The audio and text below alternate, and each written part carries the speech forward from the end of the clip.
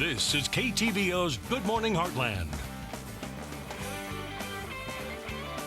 Welcome back. We hear in the news that we should be concerned about identity theft. And for many of us, we think, hey, it's not going to happen to me, but it can. And I'm sure you would like to know if you're at risk. So we invited Jeff Romine, partner with the Financial Planners of Missouri, to discuss identity theft. How are you doing? I'm good. How about you? I'm doing great. So I'm one of those people that think it's not going to happen to me, but it can happen, right? Absolutely. And in fact, if it does happen, it can have disastrous results in that someone can borrow money on your account, they can make purchases on your account, and they can leave you with a bill.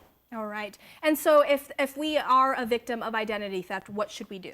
Well, the very first thing I would suggest that you do is you take charge of the situation, and that you, I found a really great source that's available on the internet from the Federal Trade Commission, which is literally called Taking Charge. What do you do if your identity is stolen? But you would want to consider placing a credit alert on your with the credit card companies. And if you call any one of these three companies, Experian, Equifax, TransUnion, there with the telephones on the numbers on the screen, you'd want to ask them to make sure to contact the others. And if they don't, then you want to contact each of the three of them.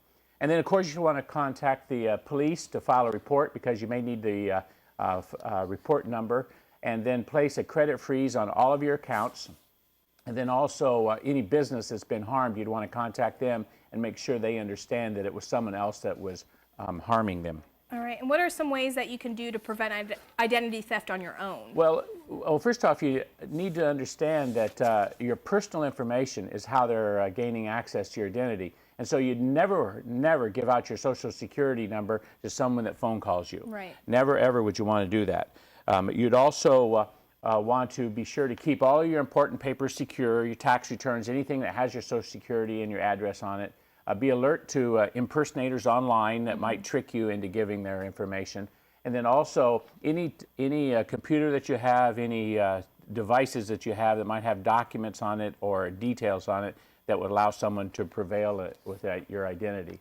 So yes, there's things that you can do. I feel like with this as well is a lot of people like to, once, they'll keep like their bank statement or their credit card statement, and then they'll throw it away in their trash. I feel like you should maybe shred it up or try to mark out the numbers. Absolutely. Shred it up and actually buy a good shredder so that it to prevent people from dumpster diving, get your information, and then becoming you. All right. And then what are some services that people can turn to help protect their identity? Well, there are several services, and they're different types, but many of them cost about $100 a year.